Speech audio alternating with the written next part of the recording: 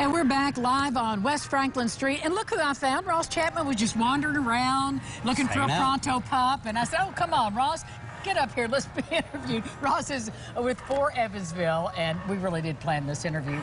And you're always doing something interesting for the podcast and all kinds of things going on. But now you're doing a retreat for church leaders, and I was so intrigued when I read about it. So let the audience know what you're aiming for. Yeah, well, For Evansville, in case you don't know, is really just how do we not just live in Evansville, but be for Evansville? Right. So we want to help people do that. And so we think everybody can say, hey, I'm for Evansville.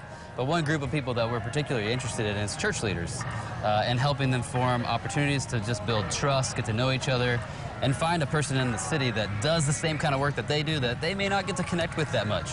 And so we've created an intentional space at this retreat. It's coming up October 22nd. Any church leader that's kind of doing pastoral work, however that would be defined in a particular church community, is welcome to come. It's free. It's kind of 8 a.m. to 4 p.m. on a Friday. Great place, actually at a place here on the west side. It's going to be awesome, just great lake, woods, free lunch, free food, you know, just an opportunity to be together and encourage one another, challenge one another. Now, I know you did something like this in the before times, before COVID, and you had a better turnout than you had anticipated. We did, yes. What did you learn from that you're bringing forward to this event? Yeah, I think the main thing is there's a need for somebody to convene a neutral space. And so when For Evansville does that, we're not a church, we're not doing anything on church staff every day, we're just kind of a neutral party that says we care about church leaders, we care about the Church of Evansville being better and serving the city of Evansville better.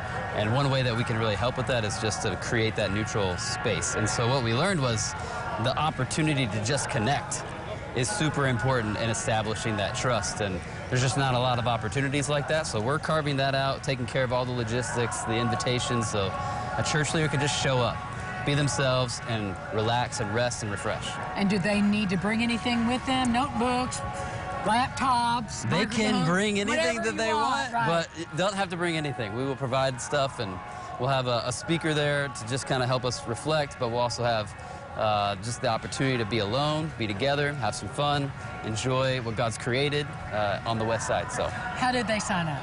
If you go to, actually just go to forevansville.org, that's F-O-R, evansville.org/retreat.